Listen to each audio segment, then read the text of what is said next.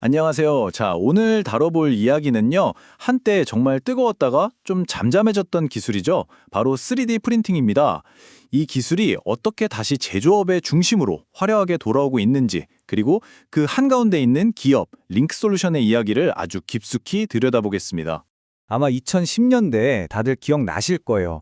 3D 프린터가 거의 제3의 산업혁명이다. 이제 모든 가정에 한 대씩 놓일 거다. 이런 장밋빛 전망이 엄청 났었잖아요. 근데 기술적인 한계 때문에 그 기대가 금방 실망으로 바뀌었죠. 이 보고서에서 딱 짚어댄 표현처럼 말 그대로 기대와 실망의 반복이었던 겁니다. 네, 근데요. 바로 이 지점이 핵심입니다. 우리 대중의 관심이 서서히 식어갈 때 바로 그 보이지 않는 곳에서 기술은 정말 엄청난 도약을 하고 있었던 거죠. 그냥 시제품이나 만드는 그런 장난감 수준이 아니라 진짜로 산업의 판을 통째로 바꾸는 그런 게임 체인저로 진화하고 있었던 겁니다. 자, 그럼 3D 프린팅 산업이 대체 어떤 결정적인 전환점을 맞이했길래 이렇게 화려하게 귀환할 수 있었을까요? 그 비밀을 지금부터 하나씩 파헤쳐 보겠습니다. 분석가들이 이 순간을 뭐라고 부르냐면요. 바로 산업적 특이점이라고 합니다. 이게 무슨 말이냐면 더 이상 그냥 디자인 한번 보려고 만드는 목업 수준이 아니라는 거예요. 실제 자동차, 실제 비행기에 들어가는 최종 부품을 그냥 3D 프린터로 찍어내는 단계까지 왔다는 거죠. 이건 정말 패러다임의 완전한 전환입니다. 이 변화는 숫자를 보면 더 확실해집니다. 글로벌 시장 성장세도 놀라운데 특히 한국 시장은 연평균 성장률이 무려 27.2%에 달할 걸로 예상이 돼요. 이 정도면 더 이상 일부 마니아들만 쓰는 그런 기술이 아니라는 아주 명백한 신호라고 할 수 있겠죠?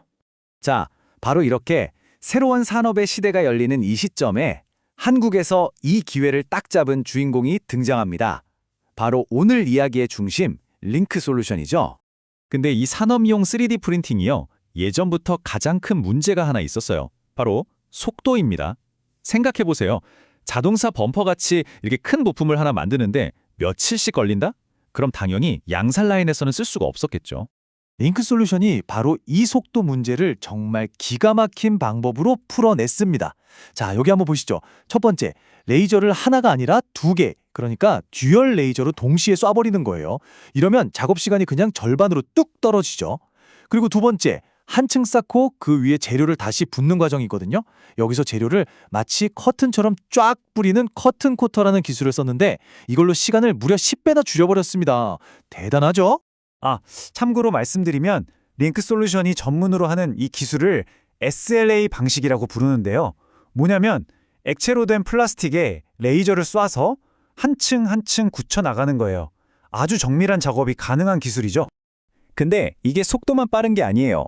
링크솔루션은 재료, 즉 소재에서도 엄청난 강점을 가지고 있습니다.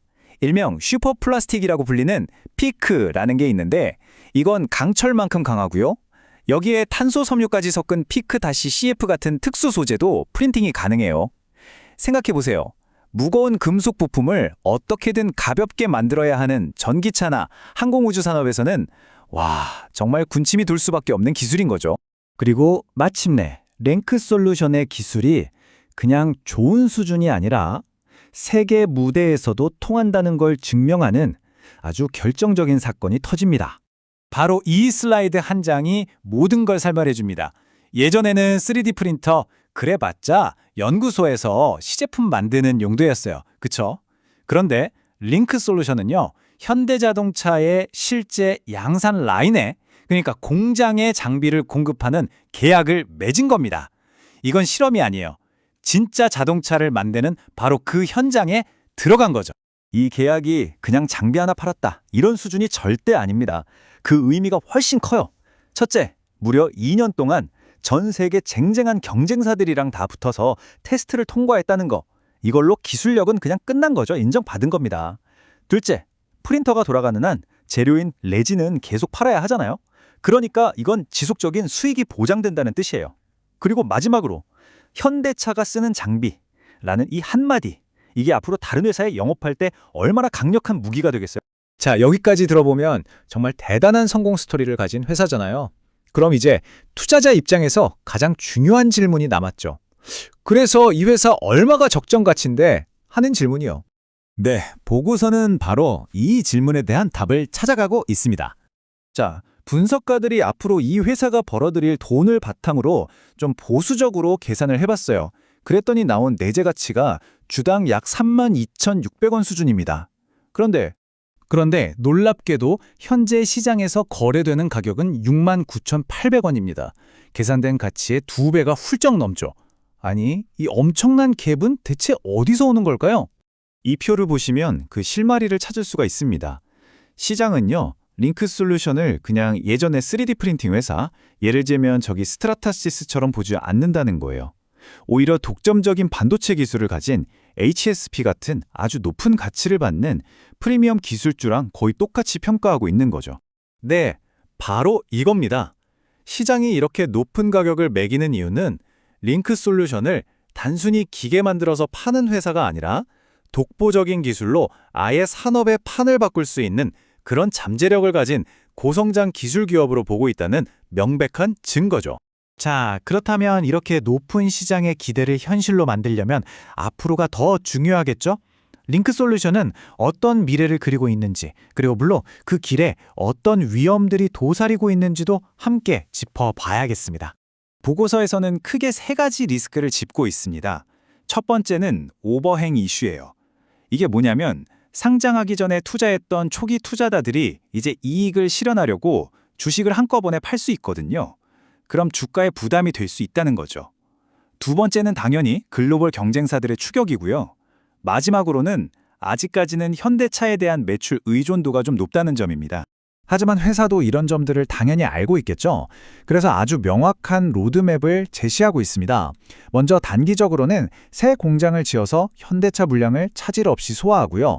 중기적으로는 직접 소재를 개발하고 미국이나 유럽 시장에도 진출할 계획입니다. 그리고 장기적으로는요. 목표가 정말 큰데 하드웨어, 소프트웨어, 소재 이걸 다 합쳐서 제조업의 AWS 같은 플랫폼 기업이 되겠다는 아주 야심찬 계획을 가지고 있습니다. 결국 링크 솔루션에 대한 투자는 이런 질문으로 돌아오는 것 같습니다. 여러분은 단기적인 주가의 움직임에 투자하시겠습니까? 아니면 3D 프린팅 기술이 이끌어갈 제조업의 거대한 패러다임 변화, 그 더 큰 그림에 투자하시겠습니까?